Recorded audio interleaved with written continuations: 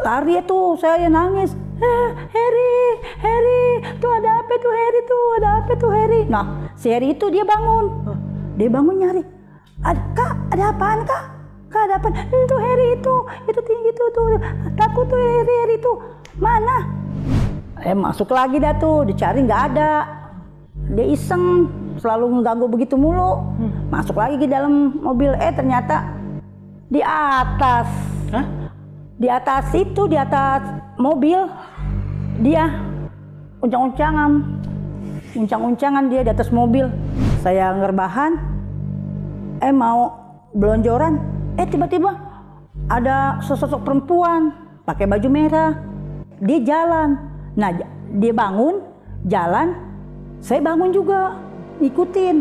Arahnya masuknya ke rumah itu, ke rumah yang angker itu.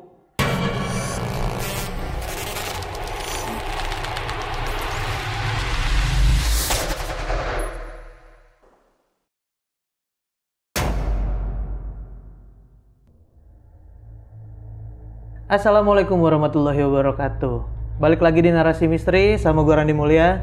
Dan udah ada narasumber lagi seperti biasanya, yang mana narasumber kita ini menjaga sebuah rumah di daerah Jakarta Pusat. Yang rumah ini dulunya saat aktif itu adalah klinik. Dan saat ini udah terbengkalai sekitar puluhan tahun. Nah, kita langsung ngobrol aja sama narasumber kita kali ini. Assalamualaikum, Pok. Waalaikumsalam. Nah, gimana kabar Pok Reni? Sehat. Nah, ini Pok Reni narasumber kita kali ini, dan Pok Reni ini tinggal di seberang rumah kosong ini ya? Iya. Itu dulunya sebagai klinik itu udah lama kosongnya dari Pok Reni tinggal di sana, atau baru kosong saat Pok Reni tinggal di sana? Sebelum saya tinggal situ mah udah kosong. Oh, kalau kira-kira kosongnya berapa tahun, Pok? Ada kali 30. 30 tahunan? Oh, oke. Pok Reni tinggal di sana udah berapa lama? Tinggal di sana udah 17 tahun. 17 tahun. Di seberang rumah kosongnya 17 tahun? Iya. Berarti sekarang 2024, tuh sekitar 2004-an kali ya? Iya. Sekitaran segitu ya? Oh, oke. Mpok tinggal di situ sama keluarga? Sama suami. Oh, oke. Dan emang Mpok ditugasin menjaga situ, apa karena sebagai tetangga rumah kosong ini jadinya ikutan menjaga atau gimana sih Pok? Ya, ikutan menjaga lah. Suami saya kan tinggal di pos, jadi saya ikut suami saya. Nah, saya dagang makanan di sebelah rumah kosong itu. Oke, di sebelah rumah kosong ini? Iya, seberang. Seberangnya? Iya. Seberang rumah kosong ini.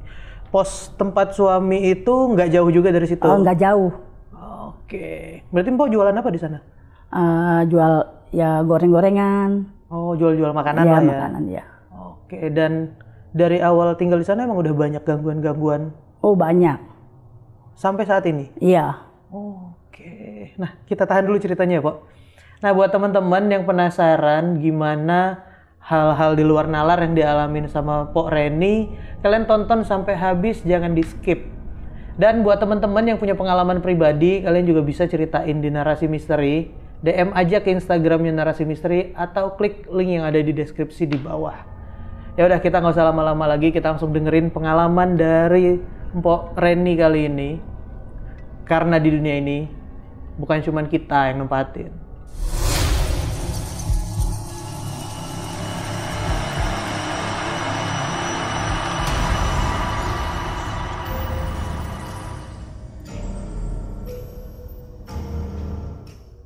Pok Reni, gimana awalnya Pok Reni tinggal di sana dan apa aja yang terjadi di sana, Pok? Ya, saya kan ngikut suami. Nah, suami saya kan jaga di situ. Jadi saya yang ngikut. Saya di situ, saya dagang makanan. Nah, saya kan nutup tuh. Waktu itu saya sekali di situ, saya udah nutup warung. Nah, saya ngobrol sama teman saya. Tuh, si Harry namanya. Saya ngobrol. Saya ngobrol tuh 2:30 sampai 2:30 saya ngobrol. Okay. Nah, tiba-tiba saya ngobrol ternyata Harry itu tidur. Nah, tinggal saya dong sendiri. Melongo aja. Nah, akhirnya ada hording itu jalan. jalan dari pohon beringin tuh jalan nyebrang begitu. Tapi saya liatin tuh hordeng apa ya, warna putih, hordeng apa spray, saya bilang gitu ya. Terus jatuhnya ke rumah kosong itu. Yang ke rumah Bengkalai itu jatuhnya ke situ. Terus akhirnya saya kaget, kok bergedek gede gitu, kayak pokok kayak macam kayak kuntilanak lah, tinggi gede. Akhirnya saya lari tuh, saya nangis. Harry, tuh ada apa tuh Harry tuh, ada apa tuh Harry? Nah, si Harry itu dia bangun. Dia bangun nyari. Kak, ada apaan Kak? Kak, ada apaan? Itu Harry itu tinggi tuh, takut tuh Harry itu. Mana? Nggak ada apa-apa. Mungkin saya doang kali yang dilihat ya. Teman saya kagak ya. Akhirnya teman saya nyebrang lah. Dicariin itu. Nggak ada apa-apa. Ada orang tuh di depan tuh di depan. Ya saya begitu mulu tuh, saya di depan. Tapi Harry itu nyariin, nggak ada apa-apa, nggak ada Kak. Akhirnya saya disamperin lagi saya. Terus saya mikirin aja, kok saya doang dalam hati saya nih, kok saya doang yang diliatin, kok sedang teman saya kagak, padahal itu gede ya, orang gede amat, pokoknya kayak orang pakai apa sih gaun pengantin gitu. Saya bilang, cuman saya alhamdulillahnya ya saya nggak diliatin mukanya ya, cuman rambutnya beriap, rambutnya ke bawah beriap gitu. Tapi saya aneh, kenapa teman saya nggak ngelihat? Padahal saya lagi gitu-gitu aja itu udah ada depan saya. Tapi akhirnya itu nggak ngelihat, dia sampai nyariin nggak ada Pak Reni nggak ada. Dia bilang, akhirnya dia nyebrang tuh, ya udah. Akhirnya saya duduk lagi di situ sama dia nih. Terus kok dalam hati saya kok saya doang yang dilatih, kok akhirnya tidak gitu ya. Akhirnya udah itu tuh, akhirnya kan saya disuruh pulang, udah pulang dah katanya. Nah teman saya pulang, saya nyamperin suami saya di pos. Udah saya di situ. Nah akhirnya saya duduk sampai pagi nggak tidur. Gitu. Jadi masih ini keingatan aja, masih kebayang. Ya, sering begitu. Saya selalu nggak tahu ya, mungkin perkenalan apa ya. Nah, kemudian saya diganggu lagi tuh. Nah, sebulan kemudian tuh Bang, saya digoda lagi di pos. Tuh, suami saya kan keliling. Nah saya kan di pos sendirian tuh jam 11 malam. Itu digebrak-gebrak. Emang hujan masih rintik-rintik ya. Hujan tuh rintik-rintik tuh. Saya digebrak-gebrak, brak. Pokoknya brak 3 kali tuh ya. Saya siapa sih? Ya mungkin paling temannya bapaknya nih gitu. Pas saya lihat nggak ada. Aduh, saya duduk aja situ. Nggak lama suami saya datang. Terus kenapa? Diem aja, ada yang gebrak-gebrak, kayak gitu. Perasaan kamu aja gitu. Udah, nggak lama bapaknya denger juga. Digebrak-gebrak lagi. Di situ aja ngedek berdua, saking ketakutan. Habis kan mau kemana? Sono sepi kan, nggak ada orang satupun. Saya sering lah diganggu, selalu diganggu saya. Nah, malam Jumat juga tuh, malam Jumat saya tidur, bapaknya di pos tidur, saya tidur. Terus tiba-tiba saya ingat, oh iya, saya ngecas HP di pos. Saya ngambil nih HP. Terus belum sempat saya taruh di bawah bantal tuh. Tiba-tiba saya ngerbahan, mau belonjoran. Tiba-tiba ada sosok perempuan pakai baju merah. Tuh, pakai baju merah. Saya nih, tangan saya mau megang bapaknya. Kan kepala saya kan jadi bangku itu yang satu menjulur ke sini, yang satu menjulur ke sana. Jadi kan saya kalau tidur kan pasti saya bisa begini. Saya mau megang kepala bapaknya. Mat, ada tuh ada siapa sih itu yang duduk? Enggak, bangun bapaknya. Mungkin tahu bapaknya dengar atau dia nggak tahu ya. Saya mau belonjer begini susah. Oh, ada yang duduk. Akhirnya saya merem-merem ayam, saya begini merem-merem. Siapa sih yang baju merah? Apa orang numpang duduk? Itu di pos ya. Cuman saya selama juga saya gini aja tuh. Begini aja tuh ngatain. Akhirnya penasaran. Dia jalan. Nah, dia bangun, jalan. Saya bangun juga, ikutin. Arahnya masuknya ke rumah itu. Ke rumah yang angker itu. Yang terbengkalai itu, masuknya ke situ. Yang baju merah. Emang penunggu situ kali. Iya. Tapi saya mulu yang selalu diiniin. Emang saya mah ya kan orangnya jarang tidur. Orangnya saya mah jam 2, jam 3 saya mah. Tapi saya mah biarpun digodain itu nggak pernah. Saya pikir apa-apa mungkin dia ngenalin. Apa dia kasihan gitu sendirian gitu. Waktu itu pernah juga Pak Udin, dia kan terbelah tipis. Nah, di rumah itu kan ada pohon gede, yang rumah angker itu ada pohon gede. Nah, dia pipis di situ. Dijorokin, Bang. Dijorokin, disungsepin. Tapi dia bisa bangun lagi. Itu, nah menjelang 3 hari, kemudian tukang ojek dijorokin juga di situ. Dijorokin sampai nyungsep juga sama. Sebulan kemudian suami saya. Nah kebetulan saya kan nggak tidur sama suami saya, nggak di pos nih, nggak ngikut jaga nih saya. Saya lagi ngurut di rumah teman. Nah nginep karena kan pulang malam, udah nginep aja gitu. Nah suami saya jaga itu sendirian dia. Itu yang ngelihat juga tukang ojek juga ngelihat suami saya katanya bangun matanya masih merem, tapi di jalan kayak ada yang nuntun gitu.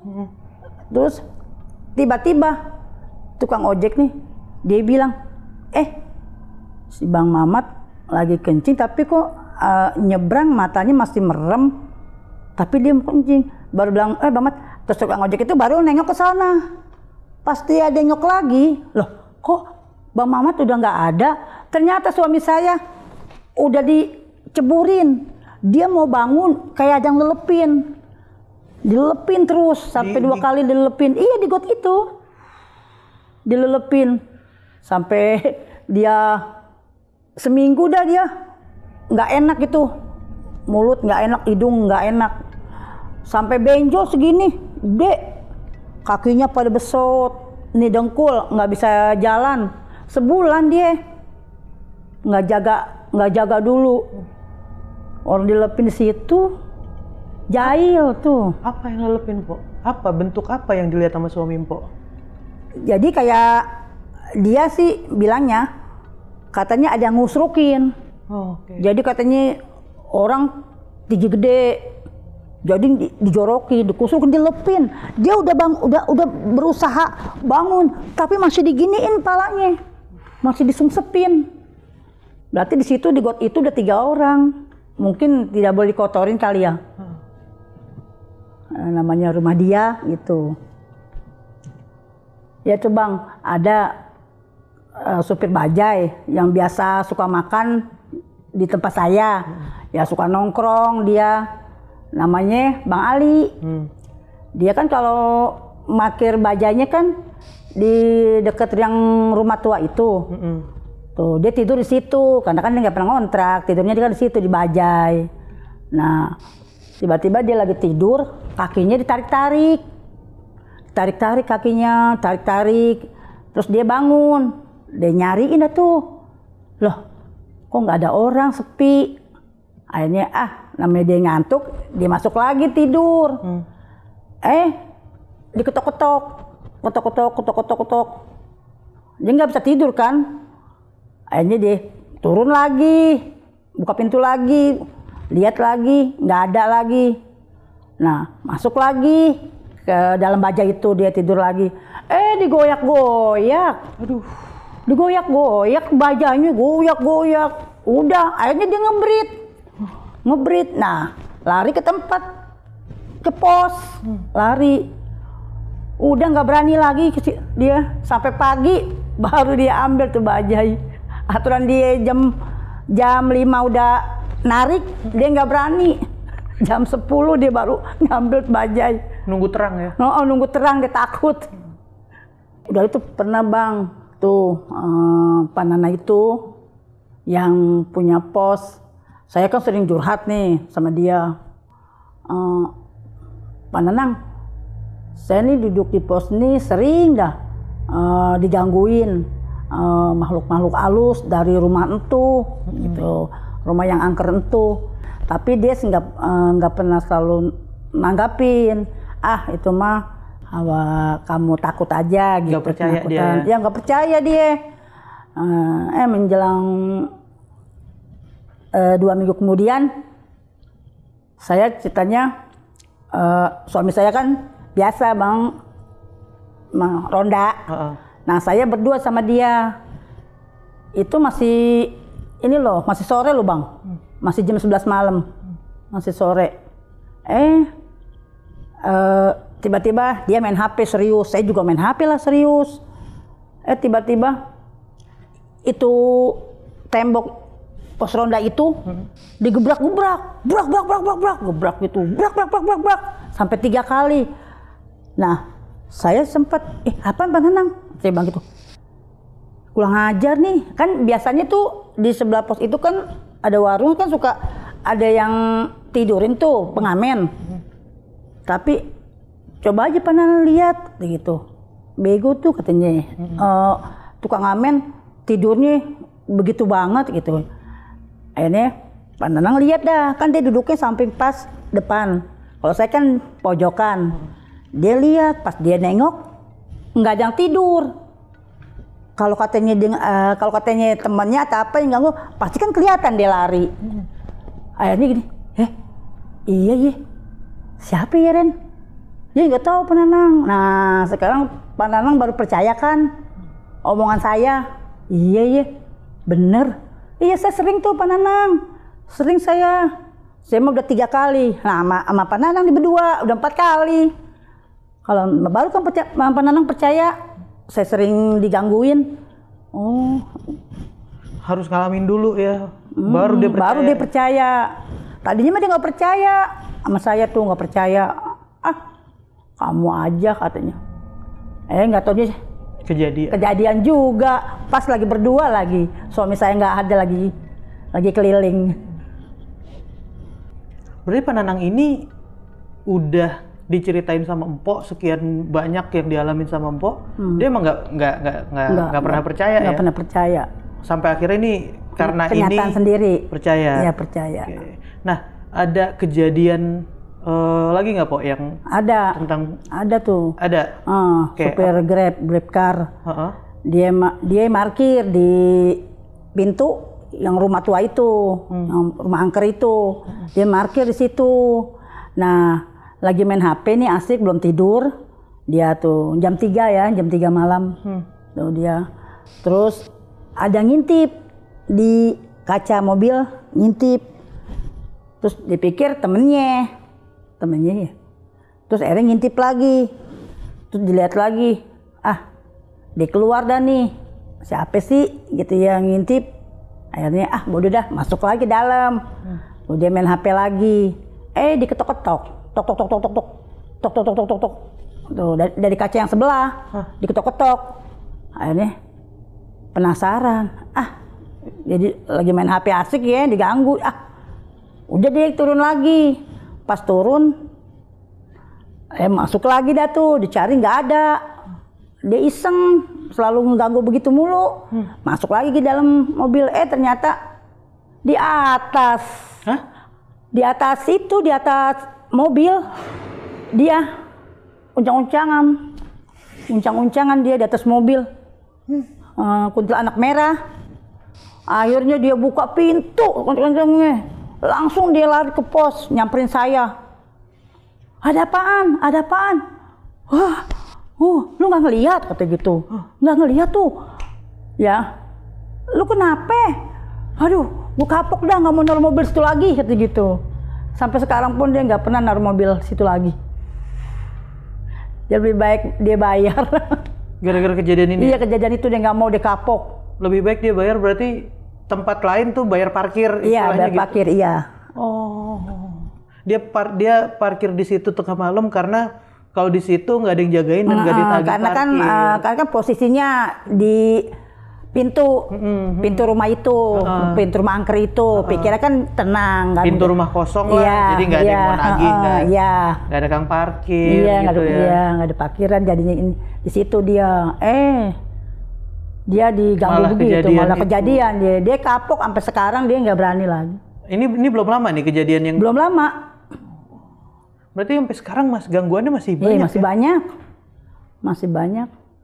Dan itu tadi kan yang Po ceritain itu dari sebagian yang salah satu yang parah-parah lah gitu ya, yang parah-parah dari sekian banyak kejadian yang ada di situ.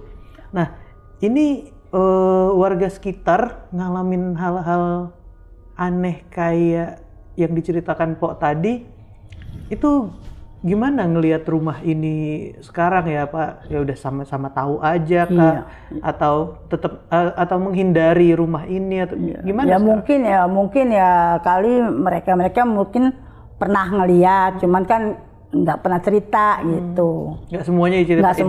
Nggak semua cerita. Kalau saya kan namanya setiap hari di situ, tidur di situ.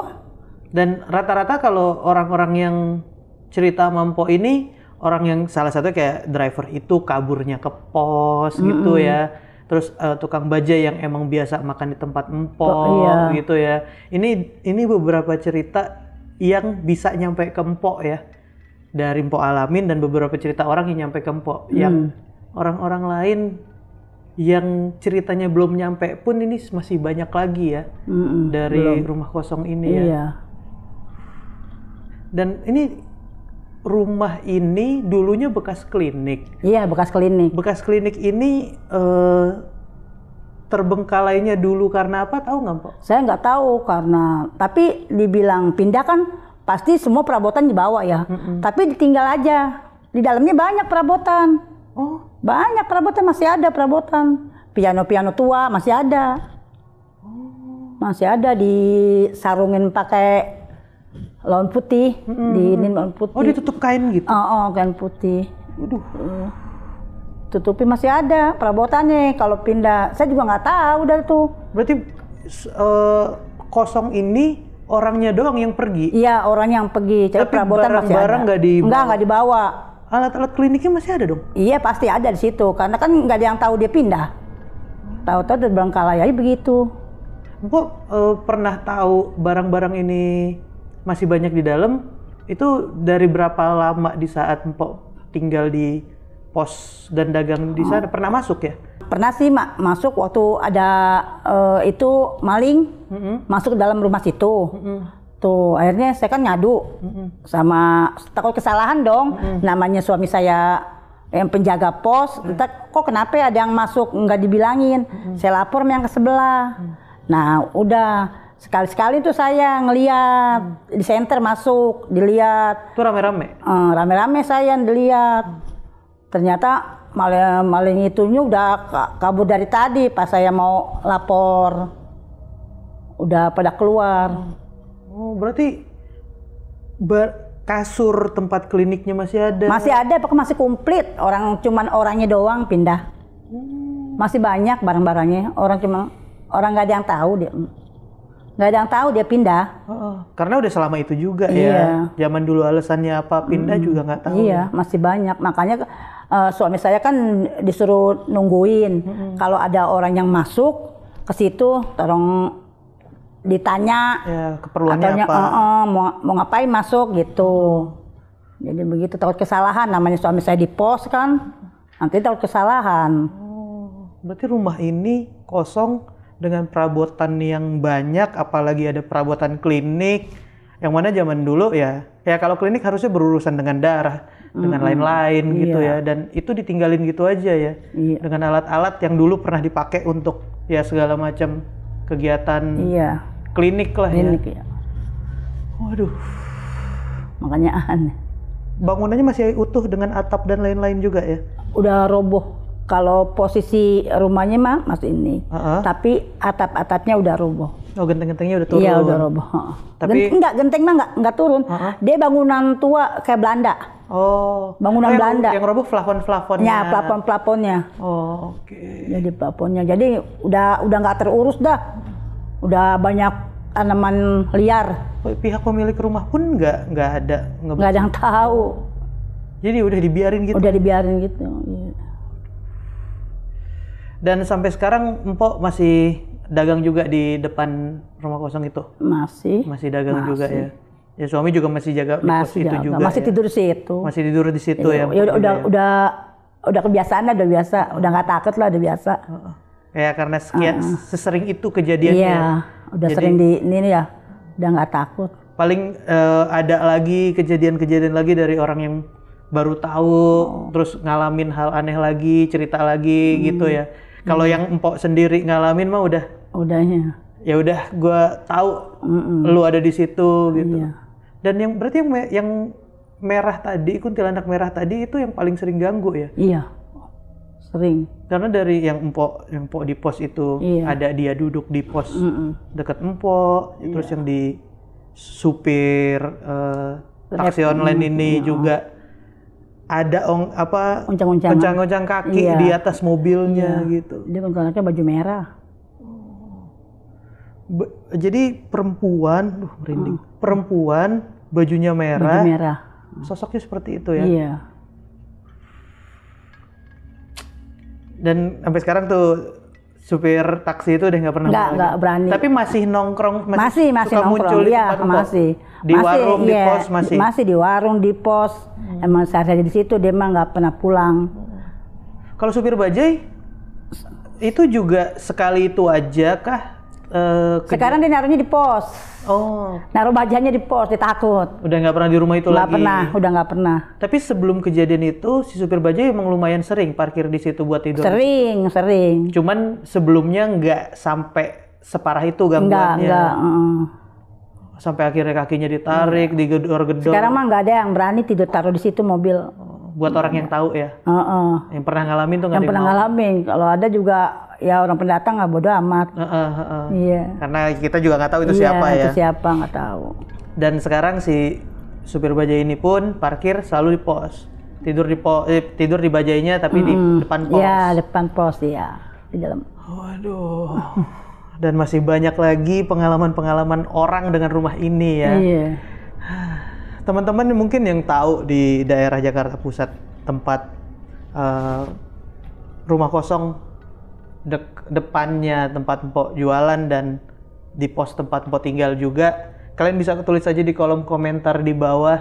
Dan nih kedepannya pun Mpok masih tinggal di sana dan nggak tahu akan ada apa lagi sih Pok ya. Mudah-mudahan nggak kejadian aneh-aneh lagi yang bisa yang ganggu banget gitu ya.